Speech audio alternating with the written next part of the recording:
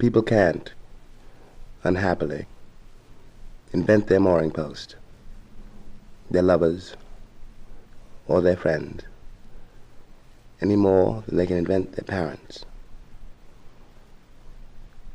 Life gives these, and also takes them away. And the great difficulty is to say yes to life. I repent now for all the good it does. One particular lie, among the many lies I've told, lived, and believed. This is the lie that I told to Giovanni, but never succeeded in making him believe that I had never slept with a boy before. I had decided that I never would again. There is something fantastic in the spectacle I now present to myself of having run so far, so hard, across the ocean even, only to find myself brought up short once more before the bulldog in my own backyard. The yard in the meantime having grown smaller, and the bulldog bigger. I have not thought of that boy, Joey, for many years, but I see him quite clearly tonight. It was several years ago. I was still in my teens. He was about my age, give or take a year. He was a very nice boy, too, very quick and dark, and always laughing. For a while, he was my best friend. Later, the idea that such a person could have been my best friend was proof of some horrifying taint in me. So I forgot him. But I see him very well tonight. It was in the summer. There was no school. His parents had gone someplace for the weekend, and we were spending the weekend at his house, which was near Coney Island in Brooklyn. We lived in Brooklyn too in those days, but in a better neighborhood than Joey's. I think we'd been lying around the beach, swimming a little, and watching the near-naked girls pass, whistling at them and laughing. I am sure that if any of the girls we whistled at that day had shown any signs of responding, the ocean would not have been deep enough to drown our shame and terror. But the girls, no doubt, had some intimation of this, possibly from the way we whistled, and they ignored us. As the sun was setting, we started up the boardwalk toward his house with our wet bathing trunks on under our trousers. And I think it began in the shower. I know that I felt something as we were horsing around in that small, steamy room, stinging each other with wet towels, which I had not felt before, which mysteriously, and yet aimlessly, included him. I remember in myself a heavy reluctance to get dressed. I blamed it on the heat. But we did get dressed, sort of. And we ate cold things out of his icebox and drank a lot of beer. We must have gone to the movies. I can't think of any other reason for our going out. And I remember walking down the dark, tropical Brooklyn streets with heat coming up from the pavements and banging from the walls of houses with enough force to kill a man, with all the world's grown-ups, it seemed, sitting shrill and disheveled on the stoops, and all the world's children on the sidewalks or in the gutters or hanging from fire escapes, with my arm around Joey's shoulder. I was proud, I think, because his head came just below my ear. We were walking along, and Joey was making dirty wisecracks, and we were laughing. Odd to remember, for the first time in so long, how good I felt that night, how fond of Joey. When we came back along those streets, it was quiet. We were quiet too. We were very quiet in the apartment, and sleepily got undressed in Joey's bedroom and went to bed. I fell asleep, for quite a while, I think. But I woke up to find the light on, and Joey examining the pillow with great ferocious care. "What's the matter?" "I think a bedbug bit me." "You slob. You got bedbugs?" "I think one bit me." "You ever have a bedbug bite you before?" "No." "Well, go back to sleep. You're dreaming." He looked at me with his mouth open and his dark eyes very big. It was as though he had just discovered that I was an expert on bedbugs. I laughed and grabbed his head, as I had done God knows how many times before, when I was playing with him or when he had annoyed me. But this time when I touched him, something happened in him and in me which made this touch different from any touch either of us had ever known.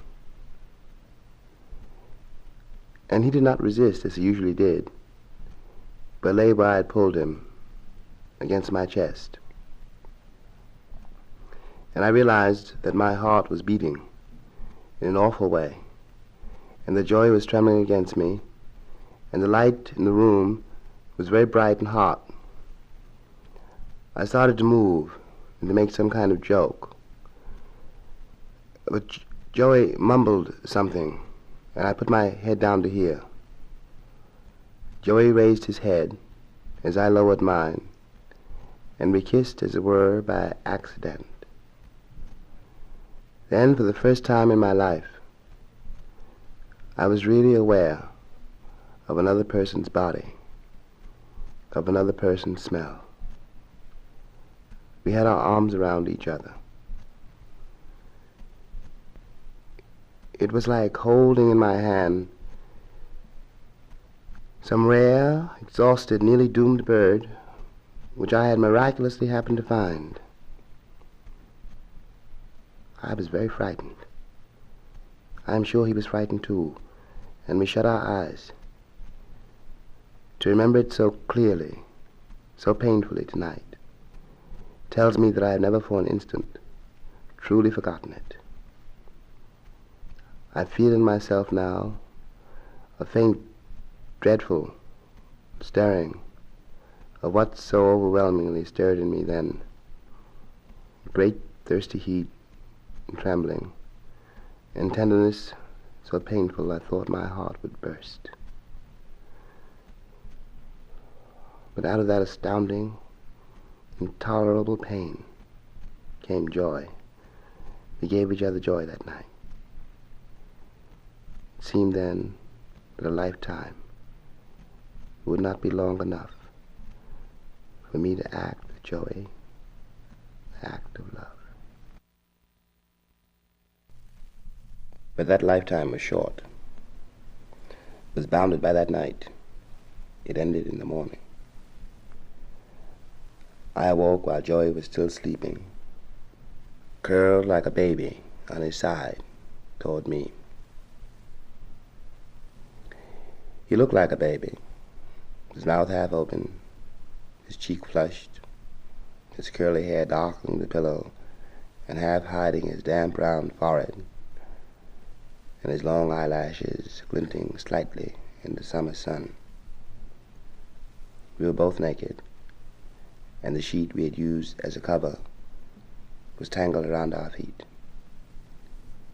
Joey's body was brown, was sweaty.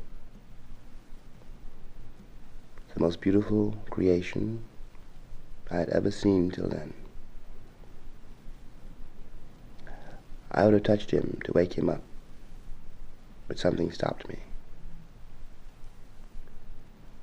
I was suddenly afraid.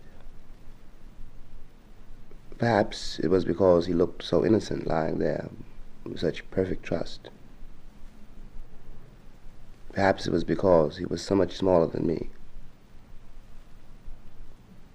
My own body suddenly seemed gross and crushing, and the desire which was rising in me seemed monstrous. But above all, I was suddenly afraid. It was borne in on me. But Joey is a boy.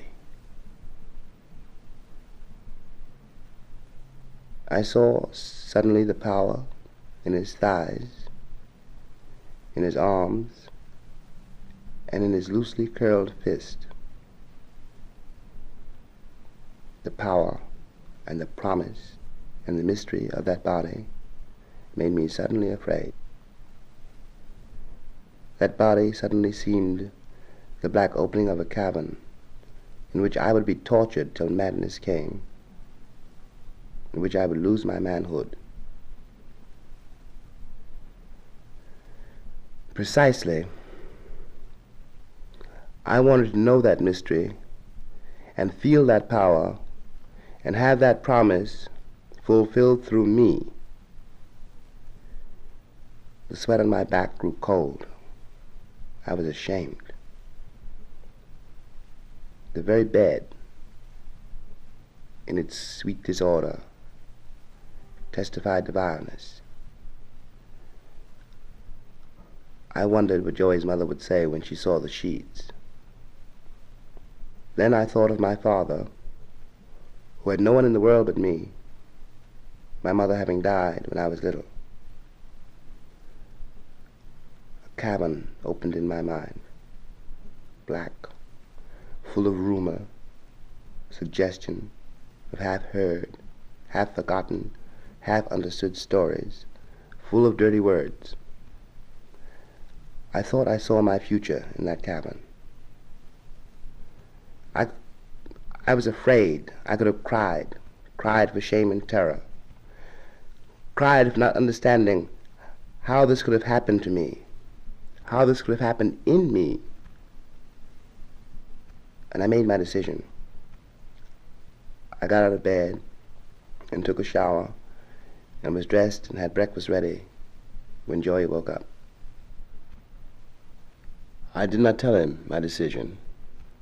That would have broken my will. I did not wait to have breakfast with him, but only drank some coffee and made an excuse to go home. I knew the excuse did not fool Joey, but he did not know how to protest or insist. He did not know this was all he needed to have done. Then I, who had seen him that summer every day till then, no longer went to see him. He did not come to see me. I would have been very happy to see him if he had, but the manner of my leave-taking had begun a constriction which neither of us knew how to arrest. When I finally did see him, more or less by accident, near the end of the summer, I made up a long and totally untrue story about a girl I was going with. And when school began again, I picked up with a rougher, older crowd and was very nasty to Joey. And the sadder this made him, the nastier I became. He moved away at last, out of the neighborhood, away from our school, and I never saw him again. I began, perhaps, to be lonely that summer, and began that summer the flight which has brought me to this darkening window. And yet, when one begins to search for the crucial, the definitive moment, the moment which changed all others, one finds oneself pressing, in great pain, through a maze of false signals and abruptly locking doors. My flight may indeed have begun that summer, which does not tell me where to find the germ of the dilemma, which resolved itself that summer into flight. Of course, it is somewhere before me. Locked in that reflection, I am watching in the window as the night comes down outside. It is trapped in the room with me, always has been, and always will be, and it is yet more foreign to me than those foreign hills outside. Rufus stood at the subway steps, looking down. For a wonder, especially at this hour, there was no one on the steps were empty. He wondered if the man in the booth would change his $5 bill. He started down. Then as the man gave him change, and he began to move toward the turnstile, other people came, rushing and loud, pushing past him as though they were swimmers, and he nothing but an upright pole in the water. Then something began to awaken in him, something new. It increased his distance. It increased his pain. They were rushing to the platform, to the tracks. Something he had not thought of for many years, something he had never ceased to think of, came back to him as he walked behind the crowd. The subway platform was a dangerous place. So he had always thought. It sloped downward toward the waiting tracks. And when he had been a little boy and stood on the platform beside his mother, he had not dared let go her hand. He stood on the platform now, alone with all these people, who were each of them alone, and waited in a quiet calmness for the train. But suppose something somewhere failed, and the yellow lights went out, and no one could see any longer the platform's edge. Suppose these beams fell down. He saw the train in the tunnel, rushing underwater, the motorman gone mad, gone blind, unable to decipher the lights, and the tracks gleaming and snarling senselessly upward forever, the train never stopping, and the people screaming at windows and doors and turning on each other with all the accumulated fury of their blasphemed lives, everything gone out of them but murder, breaking limb from limb and splashing in blood with joy. For the first time, joy. Joy, after such a long sentence in chains, leaping out to astound the world again. Or the train in the tunnel, the water outside, the power failing, the walls coming in, and the water not rising like a flood but breaking like a wave over the heads of these people, filling their crying mouths, filling their eyes, their hair, tearing away their clothes, and discovering the secrecy which only the water by now could use. It could happen. It could happen, and he would have loved to see it happen, even if he perished too. The train came in, filling the great scar of the tracks. They all got in, sitting in the lighted car, which was far from empty, which would be choked with people before they got very far uptown, and stood or sat in the isolation cell into which they transformed every inch of space they held. The train stopped at 14th Street. Rufus was sitting at the window, and he watched a few people get on. There was a colored girl among them who looked a little like his sister, but she looked at him and looked away and sat down as far from him as she could. The train rolled on through the tunnel.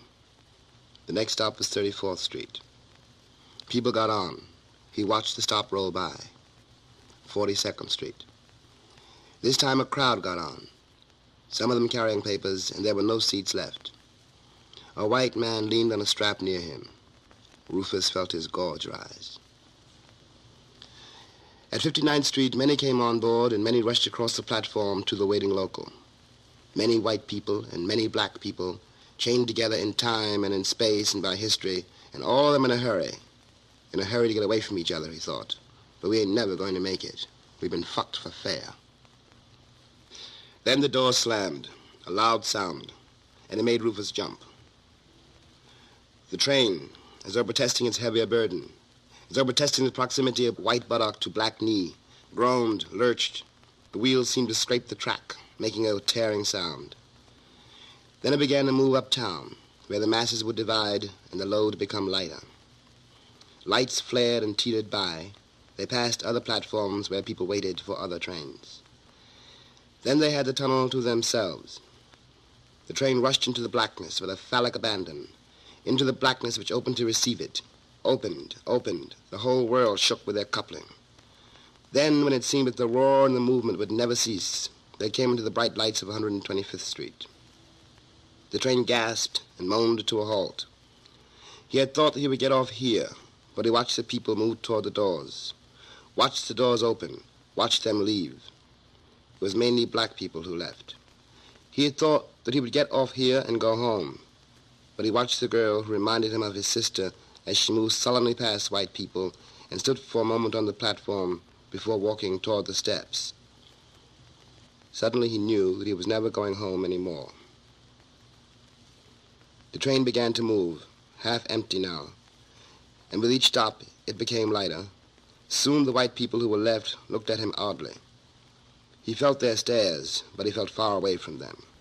You took the best, so why not take the rest? He got off at the station named for the bridge built to honor the father of his country, and walked up the steps into the streets, which were empty. Tall apartment buildings, lightless, loomed against the dark sky and seemed to be watching him, seemed to be pressing down on him. The bridge was nearly over his head, intolerably high, but he did not yet see the water. He felt it, he smelled it. He thought how he had never before understood how an animal could smell water. But it was over there, past the highway, where he could see the speeding cars. Then he stood on the bridge, looking over, looking down. Now the lights of the cars on the highway seemed to be writing an endless message, writing with awful speed in a fine, unreadable script. There were muted lights on the Jersey shore, and here and there neon flame advertising something somebody had for sale. He began to walk slowly to the center of the bridge, observing that from this height, the city which had been so dark as he walked through it seemed to be on fire.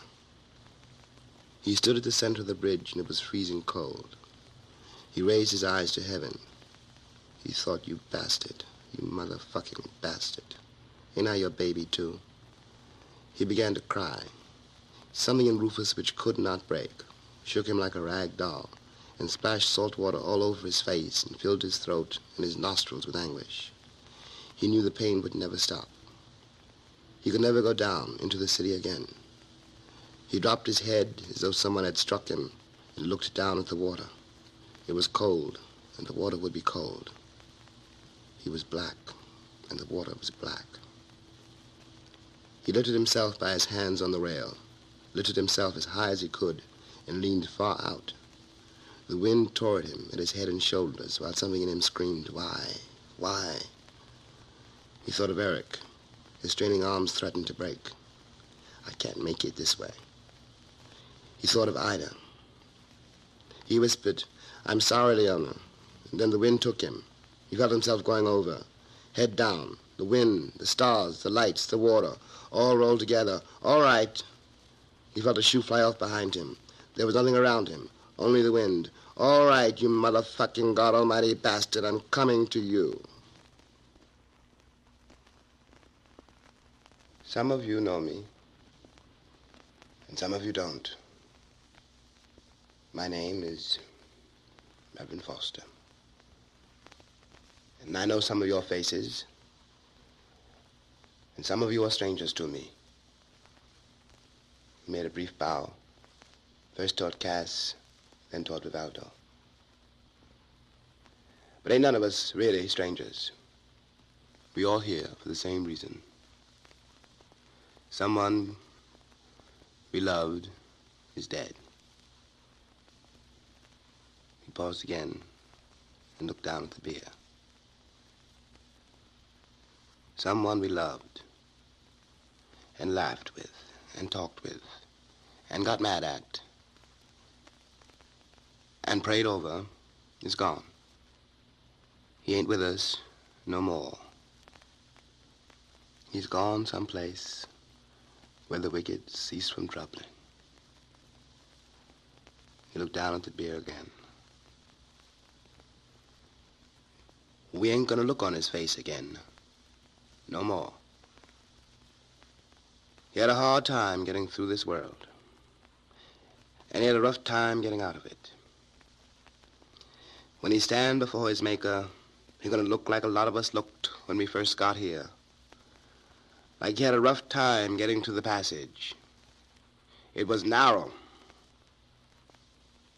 He cleared his throat and blew his nose.